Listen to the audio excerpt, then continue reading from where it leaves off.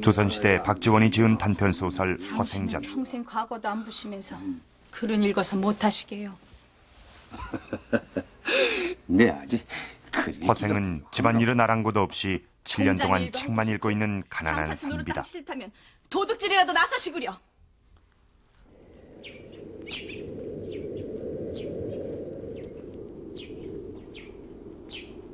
아내의 잔소리에 못 이겨 집을 나선 허생이 찾아간 곳은 장안에서 가장 갑부로 소문난 변부자네. 내게 잠시 만냥을 빌려주시오. 만냥이라면 지금의 3억 원 정도에 해당되는 돈. 처음 보는 허생에게 이 거금을 산뜻 빌려주는 변부자. 그는 바로 당시 장안 제1의 갑부, 역관 변승업을 모델로 한 것이라고 하는데, 공사 견문록엔 변승업을 비롯하여 당시 갑부였다고 하는 역관들에 대한 얘기가 전한다. 조선시대 갑부였던 역관들, 그들은 어떻게 그렇게 많은 돈을 벌었던 것일까?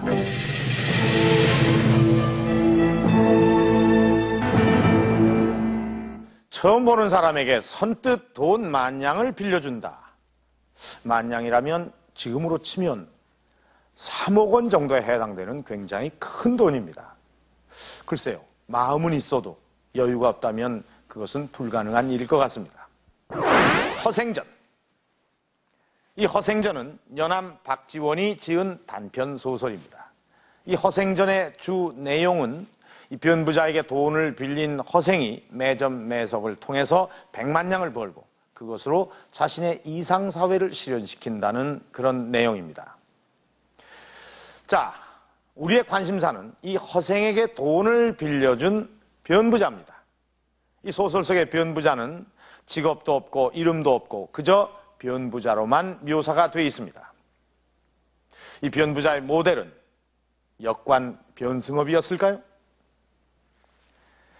역관, 번역할 역자의 관리관.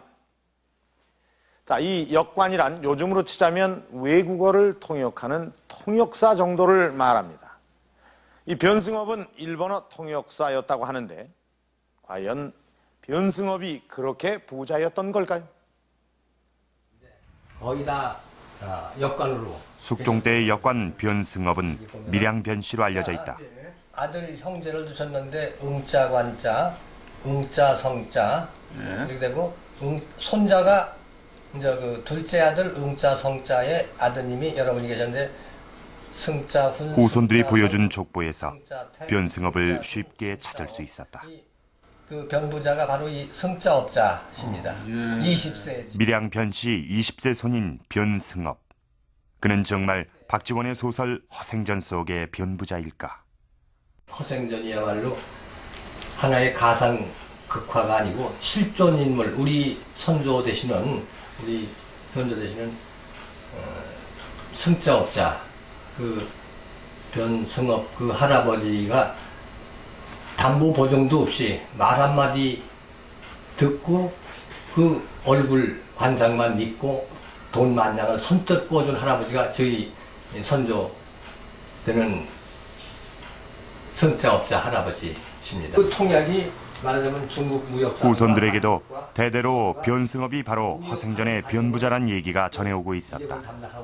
그렇다면 처음 본 선비에게 돈 만냥을 선뜻 내줬던 변승업은 대체 얼마나 부자였을까? 그런데 무역상 역할을 그때 그 역관들이 전부 했기 때문에 한양 서울에서 제일 부자였기에 오늘날 현대 정주영 회장의 재산 그 이상 가는 재산을 가졌는지도 모른다고 추리할 수 있죠. 그 당시에 장안에 깔아놓은 돈만 해도 50만냥은 된다, 이런 얘기가 있습니다. 50만냥이 현재 하면 얼마나 정도 되는지는 모르겠는데, 변승업에 대한 기록이 구체적으로 전하는 것은 없다. 다만 숙종 때 정재륜이 지은 공사 견문록을 보면 한 외역관의 얘기가 나온다. 이 역관은 당시 부인이 세상을 떠나자 관에 오치를 했다. 당시 오치를 한 관은 왕가에서밖에 쓰지 못하던 것으로 조정에서 문제가 됐다. 그러자 이를 무마하기 위해 조정 대신에게 10만 금을 뿌렸다. 이 사건이 일어난 것은 숙종 22년. 당시 옷관을 할 정도의 재산을 가진 역관이라면 이는 변승업일 확률이 높다. 당시 변승업이 병들어서 죽을 때 서울 시내에 이전한 총량이 한 50만 양 되었던 걸로 봐서 그 전 재산은 아마 100만 양 이상이 되지 않았나 그렇게 생각이 됩니다. 그것을 지금으로 계산하면은 은 한 양에 쌀 한 섬이니까 지금 한 30만 원 돈 한 섬에 잡고 한 1,000억 이상 되었던 것으로 생각이 됩니다. 음자, 관자, 여기가 저쪽, 이게.